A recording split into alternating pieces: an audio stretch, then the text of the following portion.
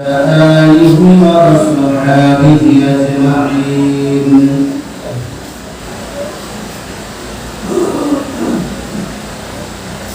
قال الله تعالى وجل في شان حبيبه ومحبوبه مخبرا وآمرا. بسم الله الرحمن الرحيم.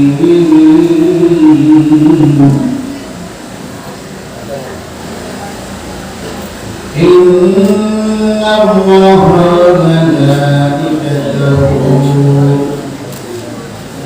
يصلون على النبي يا أيها الذين آمنوا صلوا عليه وسلموا تسليما. صلى الله على سيدنا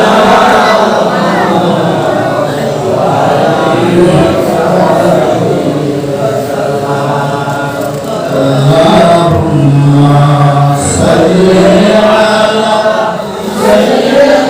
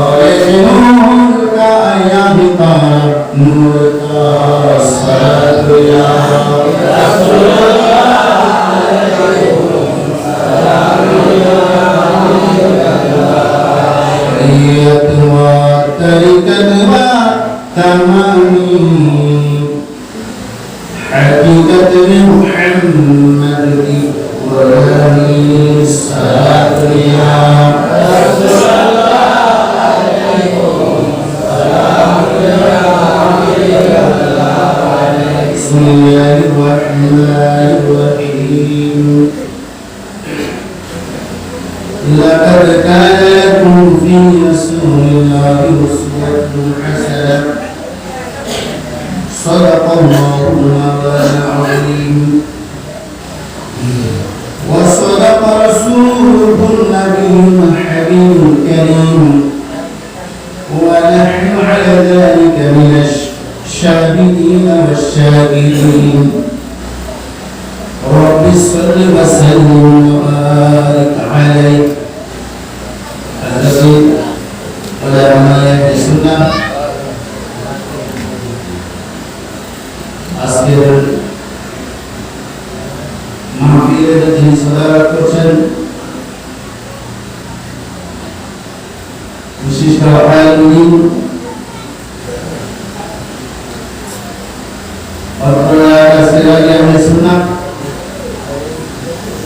আল্লামা হাকিম মাওলানা মুফিজুর রহমান আজকের অনুষ্ঠানে উপস্থিত থাকবেন, প্রধান ভাইস হিসেবে উপস্থিত থাকবেন আমার প্রিয় মাদিনা সুরত গ্রন্থের অনুসারী, সুরত গ্রন্থের অধিকারী, আপনাদের সুপরিচিত বিশিষ্ট আলেম, বিশেষ করে বলতে হয় সৈয়দ ফুরুজ সুফি নুরুল মুহাম্মদিয়া সিদ্দিকিয়া দাখিল মাদ্রাসার মুদারিস, আমার খুব কাছের মাওলানা মেহরাব হোসেন তাহির, আজকে আমরা যার জন্য আমরা অপেক্ষা করছি মাওলানা মেহরাব হোসেন তাহিরের বক্তব্য শোনার জন্য আমরা বলতে এসেছি, ঠিক না? কথা বলতে হবে। আর উপস্থিত রয়েছেন বিশিষ্ট আলেম, আপনাদের কৃতি সন্তান সাতকারা হাই স্কুলের সমাজ প্রধান শিক্ষক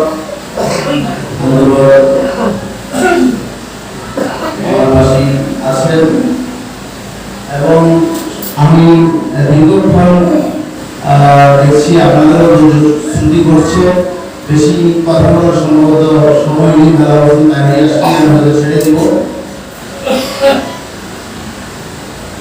অনেক মহিলারা রয়েছেন, সবার নাম নিতে না পারে দুঃখ প্রকাশ করছি,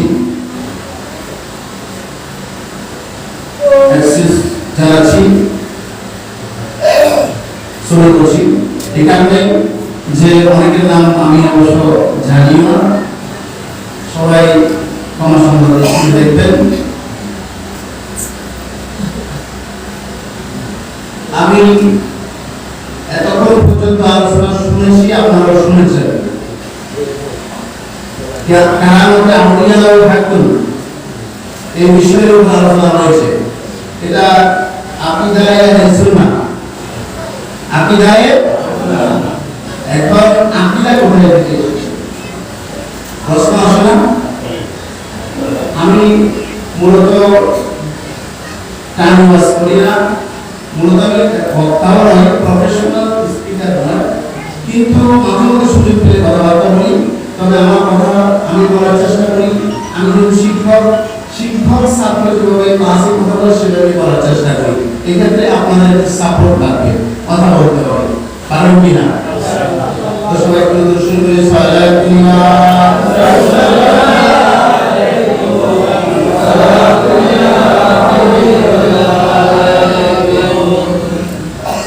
আমরা শুরুতেই এসেছি, দেখছি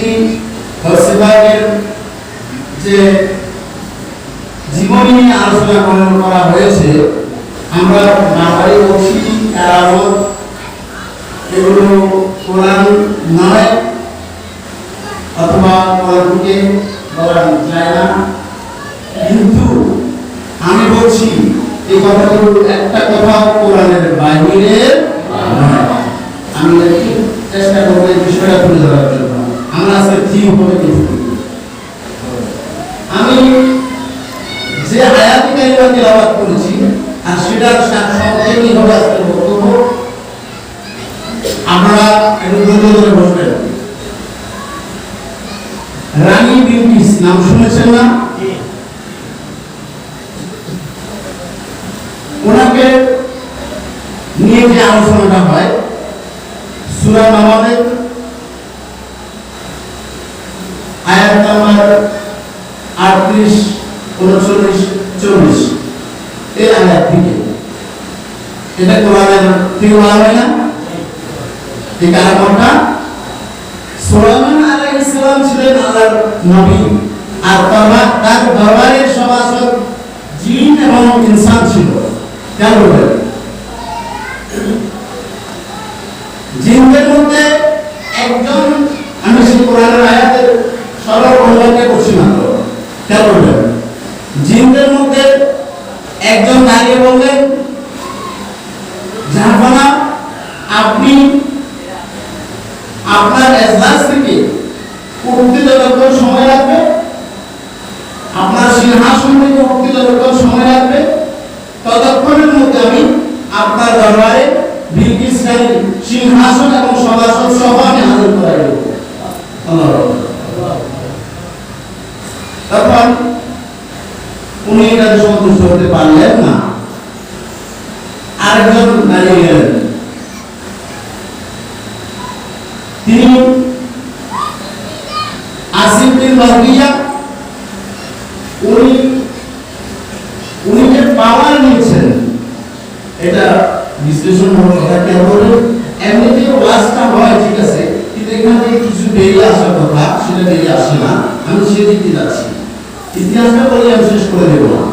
এখানে বিষয়টা হচ্ছে, উনি যে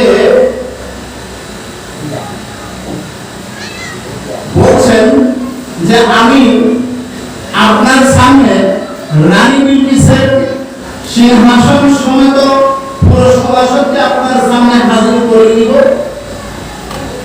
আপনার চোখের পলকের সাথে সাথে। এখানে আমি এটাকে গবেষণা করে দেখেছি, উনি বলার সাথে সাথে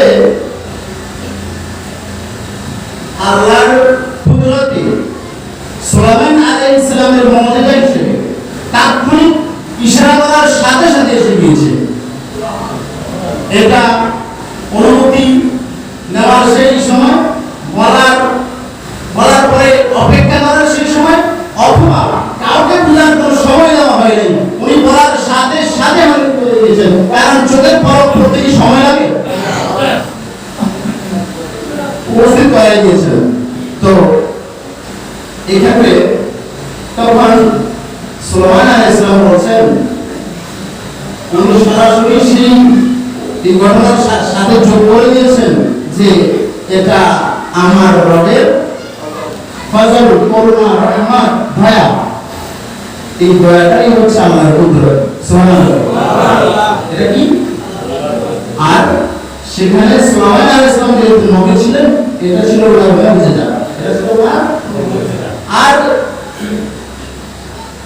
যে বারকিয়া, তিনি ছিলেন ওনার সভাসদের একজন, তিনি ছিলেন আল্লাহর ওলি। ওই মুহূর্তে যেটা দেখিয়ে দিয়েছেন সেটা ছিল তার কারামত। কারামত আমরা বুঝতে পেরেছেন? আপনি বুঝতে পেরেছেন? আপনারা এটা হচ্ছে কারামত আউলিয়া। এটা আহলে সুন্নাত ওয়াল জামাতের আকীদা হচ্ছে কারামতি আউলিয়া ও হাদু শুনে লা রাইবা ফি, লা রাইবা ফি, এতে কোনো সন্দেহ নাই। যাদের সন্দেহ আছে তাদের আকীদায় সমস্যা আছে না?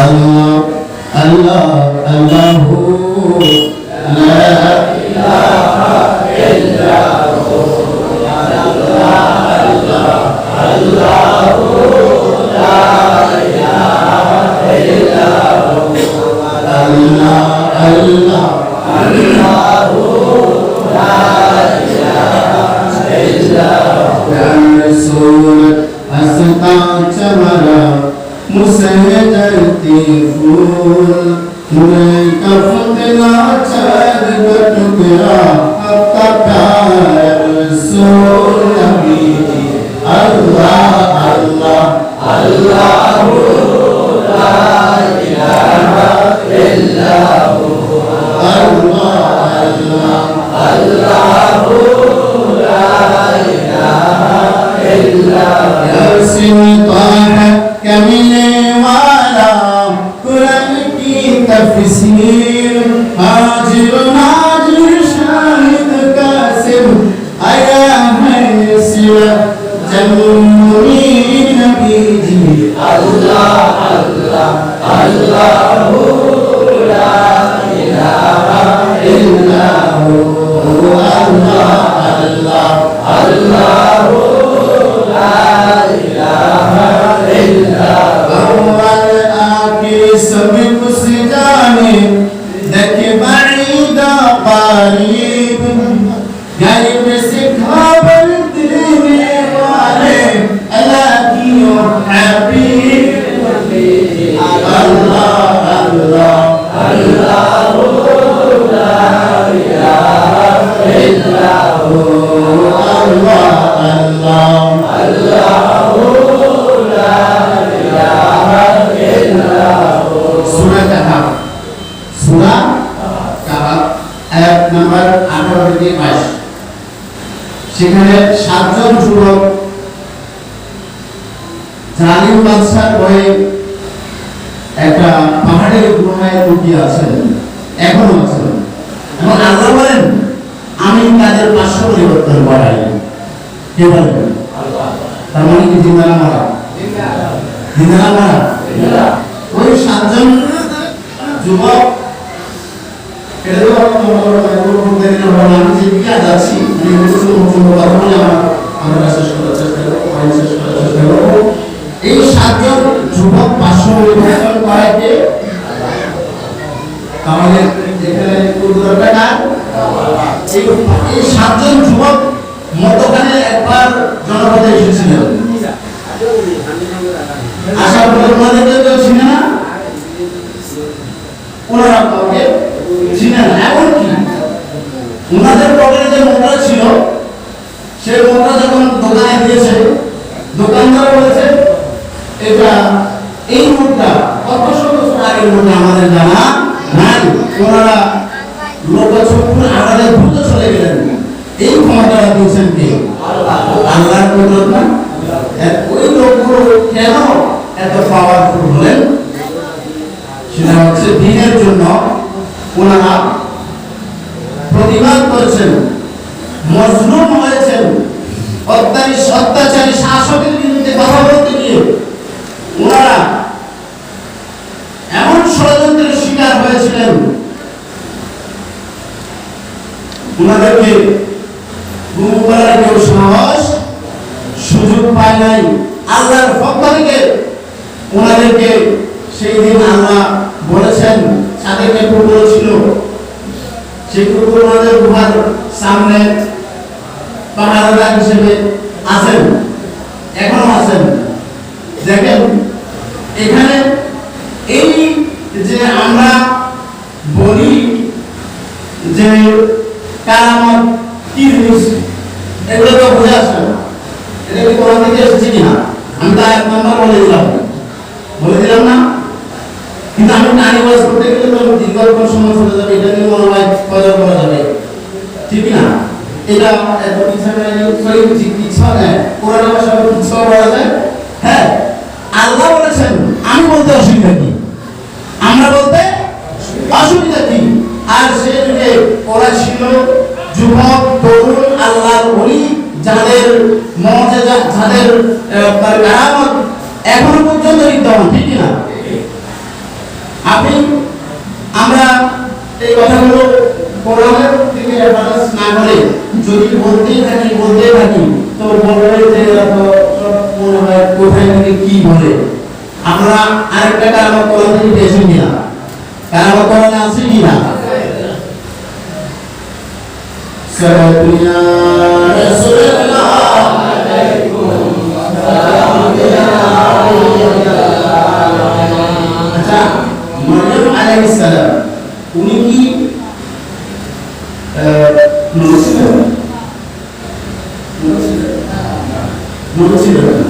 তারা বলেছিলেন না, ঠিক আছে? আচ্ছা, আমি আয়াতগুলো যদি আসে করা দিয়ে যাচ্ছি না, আপনার মরিয়ম আলাইহিস সালামের এই ঘটনাটা সূরা মরিয়মের মধ্যে এসেছে, আমাদের ভাই বলেছেন। এটা কোরআনের সূরা মরিয়মের 24 থেকে 25 নম্বর আয়াতের মধ্যে ঘটনাটা রয়েছে। সবাই বলুন আল্লাহু আকবার।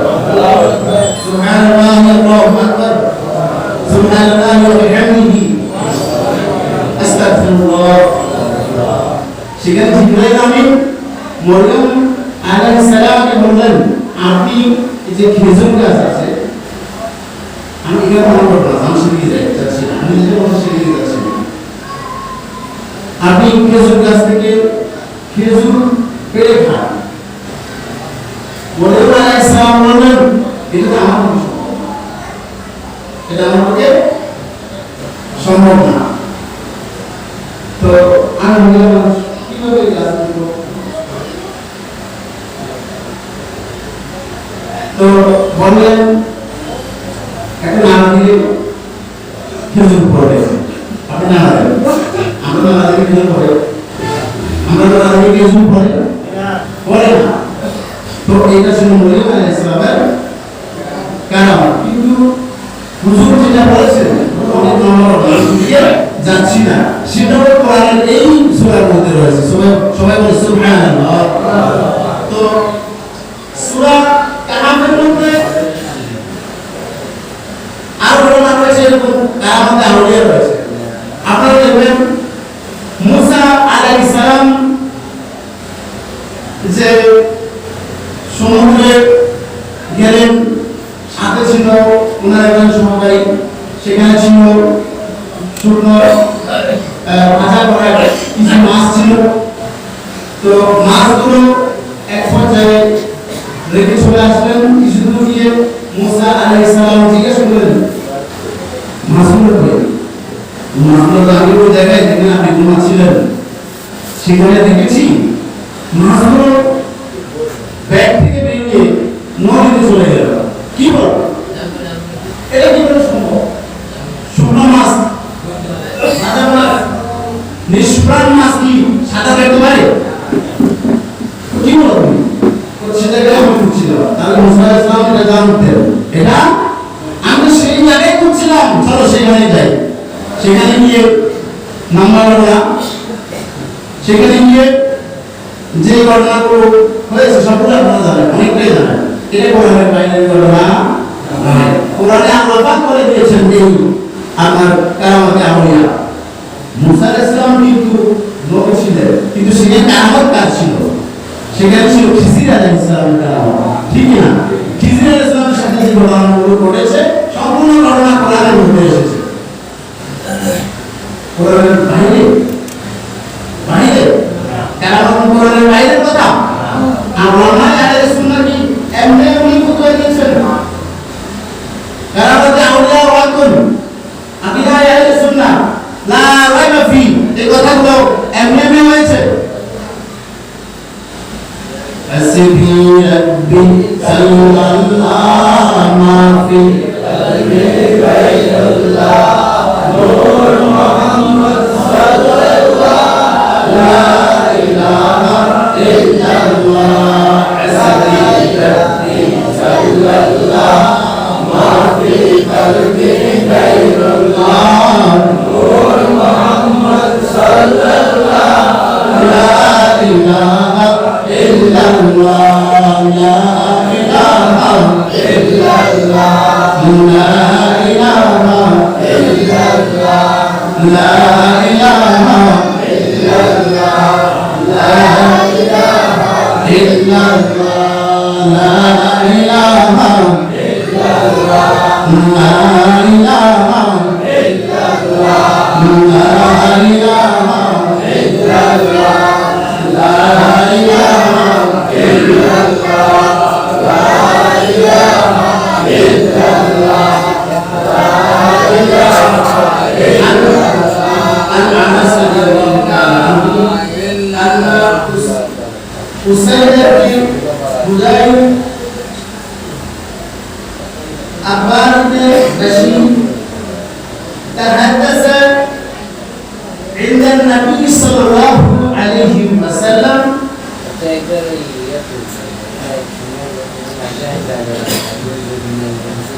فجاءت لهما حتى ذهب من الليل ساعة في الليلة شديدة الظلمة ثم خرج من عند رسول الله صلى الله عليه وسلم ينقلبان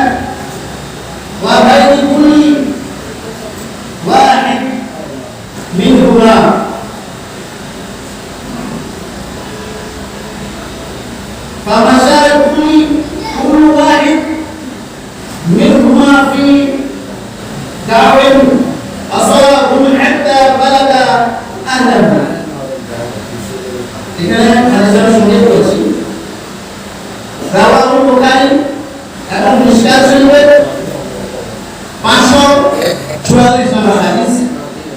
অনুবাদটা হচ্ছে হযরত আনাস রাদিয়াল্লাহু তাআলা আনহু বলেন যে আমি একদিন উসাইদ ইবনে হুযাইর আব্বাস ইবনে বিশাল এই দুই সাহাবাকে রাত অনেক গভীর রাত পর্যন্ত কথা বলতে দেখেছি। কথা বলতে বলতে রাত্রি গভীর হয় আর কমে। এক পর্যায়ে ওই রাতটা ছিল আমাবস্যার রাত। কিসের রাত? একেবারে গভীর অন্ধকার হয়ে গিয়েছে। আল্লাহ রাসূল সাল্লাল্লাহু আলাইহি ওয়াসাল্লাম থেকে তারা বিদায় নিলেন। সাহাবাদের নাম আমি আবার বলে দিচ্ছি। উসাইদ ইবনে হুযাইর, আরেকজন ছিলেন আব্বাস ইবনে বিশার। এই দুজন সাহাবা রাসূলুল্লাহ সাল্লাল্লাহু আলাইহি ওয়াসাল্লাম থেকে বিদায় গ্রহণ করে যখন রাতের অন্ধকারে হাঁটছিলেন, আমাবস্যার রাত, হাতের মধ্যে দুটো ছোট ছোট লাঠি ছিল। হাদিসের নাম্বার আবার মিশকাতে বলে দিচ্ছি, 544 নম্বর হাদিস। আমি মিশকাত থেকে দেখে এসেছি। হাতে দুইটা লাঠি ছিল, একসাথে যখন ছিলেন একটা লাঠি জ্বলে উঠল। আল্লাহু আকবার। রাসূলের দরবার থেকে আসছেন তো নাকি? যেমন তেমন দরবার। রাসূলের দরবার থেকে বিদায় নিয়ে আসছেন, দুজনের হাতে দুইটা লাঠি ছিল, ছোট ছোট লাঠি ছিল, একটা যেন জ্বলে উঠলো। এক রাস্তায় হাঁটছেন, এক লাঠি লাইটে ওনারা হাঁটছেন। এক পর্যায়ে দুজন আলাদা হয়ে গেলেন।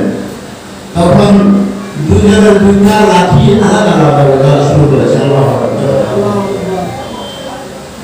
এটা কি মানব কথা? এটা কি রেফারেন্স?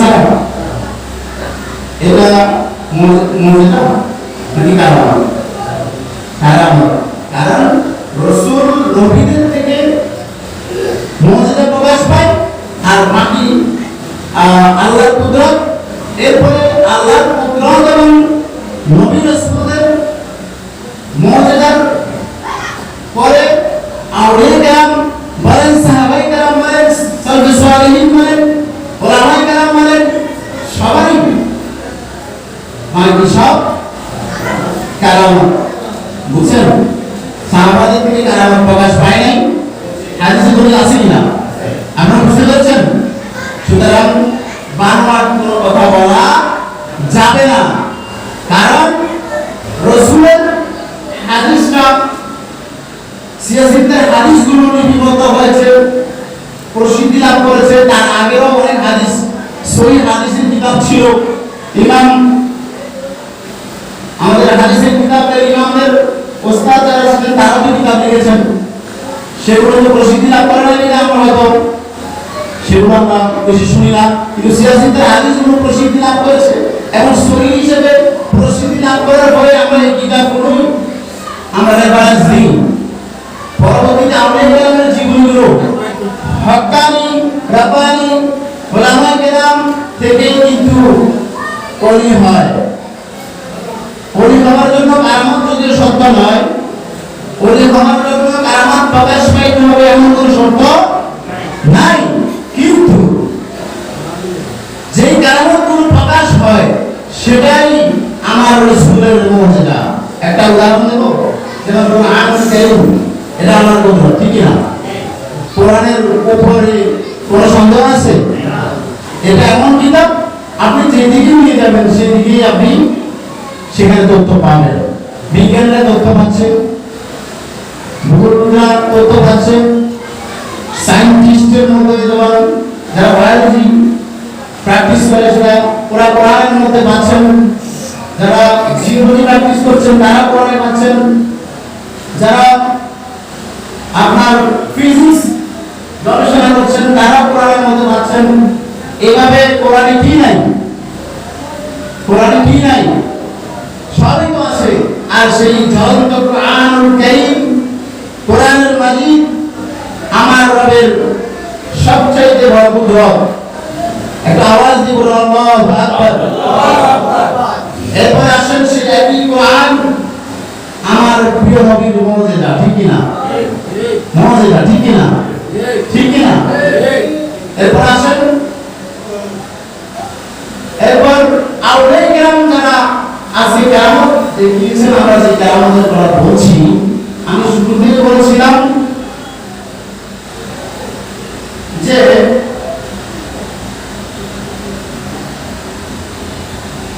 ওই যে সুলাইমান আলাইহিস সালামের দরবারে যে আল্লাহর ওলি ছিলেন, ওনার নামে কি বলছিলাম? আসিফ বিন বারকিয়া। উনি কি বলেছেন? উনি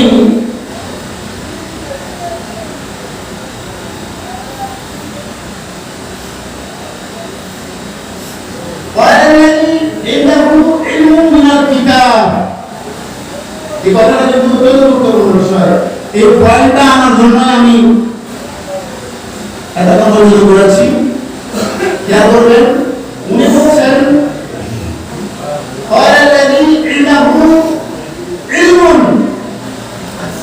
একজন বললেন যে আমার কাছে ইলম আছে। কিতাব, কিসের? কিতাবের ইলম। তখনকার আসমানি কিতাবের ইলম কার কাছে ছিল? এটা কোরআনের কথা, এটা আমার কথা নয়, বা যেমন তোমার কথা নয়। কোরআন বলছে আসিফ বিন বারকিয়া যে ছিল তার কাছে ইলম ছিল, কোরআনের ইলম, কিতাবের ইলম। তখন যে সহিফা ছিল, সহিফার ইলম ছিল। কথাটা বারকিয়া বলেছেন আল্লাহ স্বয়ং সেটাকে কোরআনের মধ্যে কোড করে দিয়েছেন। কি করেছেন? কি করেছেন? তাহলে ওলিদের কেমন? আল্লাহর ওলিদের কারামত কোরআনে আল্লাহ লিপিবদ্ধ করেছেন। এবং আসিফ বিন বারকিয়া এটাই দেখিয়েছেন, আমি যেমন তেমন মানুষ নয়, আমার কাছে কোরআনের, আমরা এখন কোরআন বলবো, আর তখন তাওরাত ছিল, সহিফা। এবং এই সহিফার ইলম, এই কথা দাবি করে উনি বলেছেন আমি এত সময় নেব না, আপনার চোখের পলক ফেলতেই আমি আপনার সামনে রানী সিং আসন সভাসদ সহ উপস্থিত করে দেব। সুবহানাল্লাহ। এটা কি? এটা কি? আল্লাহর কিতাব। সে বলছে আমার কাছে, তার কাছে কোরআন বলছে, তার কাছে কি ছিল? কিতাবের ইলম ছিল। এখন আপনি বলবেন, আপনারাই বলেন ওলি কারা হবে? এখানে তো প্রমাণ বহন করে, ঠিক না? তাদের কাছে কোরআনের ইলম থাকবে, কিতাবের ইলম থাকবে, তারাই ওলি হওয়ার জন্য হকদার। এটা সাইনবোর্ডের দরকার, সাইনবোর্ডের দরকার আছে। তার ওলিদের এক নম্বর বৈশিষ্ট্য হচ্ছে কিতাবের ইলম থাকবে। কোরআন থেকে দলিল দিলাম। এখন আল্লাহর ওলি যারা, আসলে আমরা বন্ধ ওলি আর কোরআনের ইলমের কারণে যিনি ওলি হয়েছেন সেই ওলির সুবহাত পাচ্ছি কিনা, এটা হচ্ছে আসল বিষয়। আমি সম্ভবত বেশি সময় দেব না, আপনারা যাকে পান সব সময়, আমি ওনার সামনে বসে অনেকক্ষণ সময় আমার চলে যায়। মুফিজ মাওলানা হাকিম মফিজুর রহমান সাহেবের কথাই বলছি, ওনার সম্মুখে বসলে অনেকক্ষণ চলে যায়। মানে আমারও যে পরবর্তী হয়তো কোনো কাজ থাকতে পারে, এটাও ভুলে যায়, কাজ আছে এটাও ভুলে যায়। ওনার কথা আমি শুনতে থাকি। ওনার কথার মধ্যে প্রভাব আছে না? মোটামুটি অশ্বাসা যেটাকে আমরা বলি ফয়জাত আছে কিনা, আমি এটা বিশ্বাস করি। আর আমরা আমাকে কখনো এইভাবে দেখেন না, আমি আলোচনা করি না। তো আমার মনে বলেছেন যে মাগরিবের পরে আসবেন, মাগরিবের পরে আপনাকে দেব। তা অপ্রস্তুত অবস্থায় এসেছি, তবে আজকে জানার কিতাব তেমন দেখার সুযোগ হয় নাই, শুধু একটা নোট আমার আগে রেডি করা ছিল, সেটা নিয়ে চলে আসলাম। আমার একটা সাহস ছিল যে মফিজুর রহমান হুজুর যেখানে আছে, আমার প্রোগ্রামটা দেখে সিফাতের প্রোগ্রাম, সেখানে আমি কিছু না জানলেও চেষ্টা করবো কিছু দেখে আসতে পারবো। আমি যা বলেছি এটা আমি আসলে এমন কোনো বড়